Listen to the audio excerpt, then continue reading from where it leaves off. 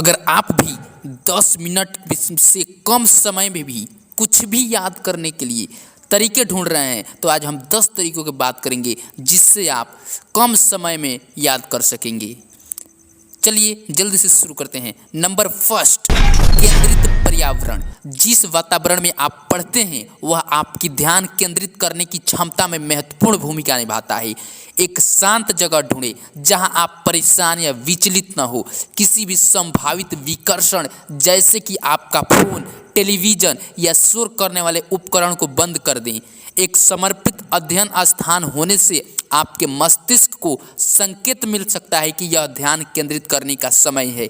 समय के साथ यह स्थान एकाग्रता और सीखने से जुड़ जाएगा, जिससे सही मानसिकता में आना आसान हो जाएगा। नंबर 2, इसे तोड़ो। जानकारी का बड़ा हिस्सा भारी पड़ सकता है और एक साथ याद रखना मुश्किल हो सकता है। आप जो सीखने का प्रयास कर रहे हैं उसे छोटे, अधिक प्रबंधनीय अनुभागों में विभाजित करें। अगले सेक्शन पर जाने से पहले एक सेक्शन में महारत हासिल करने पर ध्यान दें। यह दृष्टिकोण न केवल कार्य को अधिक साध्य बनाता है बल्कि बेहतर अवधारणा की भी अनुमति देता है। जैसे जैसे आप आगे बढ़े, आपकी अपनी याददाश्त को मजबूत करने के लिए समय समय पर पिछले अनुभागों की समीक्षा करें। नंबर 3, विजुअल इमेजिनरी से याद करना। हमारी मस्तिष्क अमूर्त अवधारणाओं की तुलना में छवियों को अधिक प्रभावी ढंग से याद रखने के लिए तैयार किया गया है। आप जो जानकारी सीख रहे हैं उसके एक ज्वलंत यादगार छवि के साथ जोड़ने का प्रयास करें। छवि जितनी अधिक असामान्य या अतिरंजित होगी, आपको उसे याद रखने की संभावना उतनी ही अधिक होगी। उदाहरण के लिए, यदि आप माइटोकॉन्ड्रिया जैसे शब्द को याद करने की कोशिश कर रहे हैं तो आप एक कोशिका के अंदर एक छोटे कारखाने की कल्पना कर सकते हैं। समय के साथ यह छवि आपके दिमाग में संबंधित जानकारियों को ट्रिगर कर देगी। नंबर 4, एसोसिएशन द्वारा स्मरण। नई जानकारी को किसी ऐसी चीज से जोड़ने से जिससे आप पहले से जानते हो उसे याद रखना आसान हो सकता है। उसके लिए उदाहरण के तौर पर, यदि आप किसी विदेशी भाषा में कोई नया शब्द सीख रहे हैं तो अपनी मूल भाषा में ऐसे शब्द के बारे में सोचें जो समान लगता हो। एक कहानी या परिदृश्य बनाएं जो 2 शब्दों को जोड़ता है। यह विधि आपके मौजूद ज्ञान को आधार के रूप में उपयोगी करती है। एसोसिएशन जितना बड़ा मजबूत होगा, नई जानकारी को याद रखना उतनी ही आसान हो जाएगा। नंबर 5, निमोनिक्स का प्रयोग करें। स्मारक उपकरण स्मृति बढ़ाने के लिए शक्तिशाली उपकरण है। वे संक्षिप्ताक्षरों, छंदों या कहानियों के रूप में हो सकते हैं। उदाहरण के लिए, ग्रहों के क्रम को याद रखने के लिए आप वाक्यांश, मेरी बहुत शिक्षित माँ ने हमें नूडल्स परोसे, जैसे में बुध, शुक्र, पृथ्वी, मंगल, बृहस्पति, शनि, यूरेनस, नेपच्यून का उपयोग कर सकते हैं। मुख्य बात स्मरणीय को जानकारी के लिए यादगार और प्रासंगिक बनाना है। नंबर 6, सूची बनाकर याद करना। जोर से दोहराएं। सूचना को मुखरित करने में कुछ ऐसा है जो इसे हमारी स्मृति में सुदृढ़ करता है। इसे जोर से कहकर आप अपनी इंद्रियों को अधिक सक्रिय कर रहे हैं, जिससे बेहतर अवधारणा हो सकता है। जानकारी को कई बार दोहराएं, हर बार अलग अलग हिस्सों पर जोर दें। यह विधि आपको उन क्षेत्रों की पहचान करने में भी मदद कर सकती है जहां आप अनिश्चित या भ्रमित हैं। यदि संभव हो तो जानकारी को स्वयं को समझाने का प्रयास करें, जैसे कि आप इसे किसी और को पढ़ा रहे हो।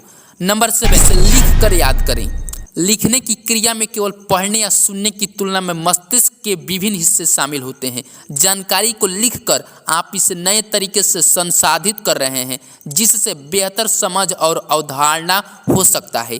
लिखने के बाद अपने नोट्स को ढक दें और मुख्य बिंदु को याद करने का प्रयास करें। यह सक्रिय स्मरण विधि आपने जो सीखा है उसे सुदृढ़ करने के लिए एक शक्तिशाली उपकरण है। जानकारी को अपने दिमाग में ताज़ा रखने के लिए समय समय पर अपने नोट्स की समीक्षा करें। नंबर 8, किसी को सिखाओ। शिक्षण सीखने से सबसे प्रभावी तरीकों में से एक है। जब आप किसी अन्य को कुछ भी समझाते हो तो आप अपने विचारों को व्यवस्थित करने और और स्पष्ट करने के लिए मजबूर हो जाते हैं। यह प्रक्रिया आपकी समझ को गहरा करती है और उन क्षेत्रों पर प्रकाश डालती है जहां आपको आगे अध्ययन की आवश्यकता हो सकती है। भले ही आपके पास पढ़ाने के लिए कोई ना हो, दिखावा करे कि आप किसी काल्पनिक छात्र को विषय समझा रहे हो।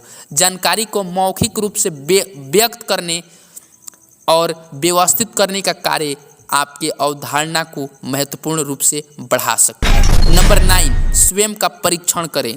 परीक्षण केवल आप जो जानते हैं उसे मापने का एक तरीका नहीं है, यह अपने आप में एक शक्तिशाली शिक्षण उपकरण है। अपने नोट्स को देखें, बिना जानकारी को याद करने का प्रयास करके आप अपने स्मृति मार्गों को मजबूत करते हैं।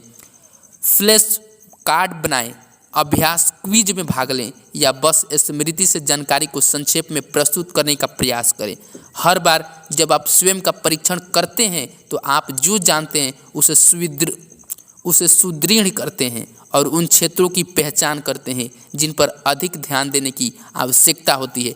समय के साथ यह सक्रिय स्मरण विधि मजबूत और अधिक अस्थायी यादें पैदा करेगी। नंबर 10, निश्चित रहें। तनाव और चिंता याददाश्त और एकाग्रता में बाधा डाल सकते हैं। पढ़ाई शुरू करने से पहले कुछ गहरी सांसें लें और आराम करने की कोशिश करें।